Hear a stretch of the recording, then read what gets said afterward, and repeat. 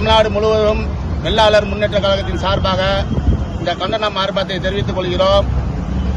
இதுபோன்ற நாவடக்கம் இல்லாத பேசும் ராசாவை திமுக தலைமையகம் வன்மையாக கண்டிக்கணும். வருகின்ற பார்லமெண்ட் தேர்தலில் ஆண்டிமுத்து ராஜா எங்கே நின்றாலும் அங்கே வெள்ளாளர் முன்னேற்ற கழகத்தின் சார்பாக அவருக்கு எதிராக வேலை செய்து தோல்வி அடைய செய்வோம். அவர் பொதுவெளியில் பகிரம மன்னிப்பு கேட்க வேண்டும் என்று ஒட்டுமொத்த வெள்ளாளர்கள் சார்பாகவும் தமிழ்நாட்டு மக்களின் சார்பாகவும் தமிழக அரசை கேட்டுக்கொள்கிறோம். இதுபோன்ற அநாகரிக பேச்சை ராசா இதோடு நிறுத்திக் கொள்ள வேண்டும்.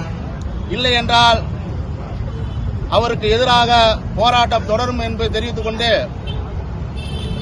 இதை திமுக அரசும் திமுக கழகமும் தமிழக அரசும் ராசாவை கூப்பிட்டு வன்மையாக கண்டிக்க வேண்டும்.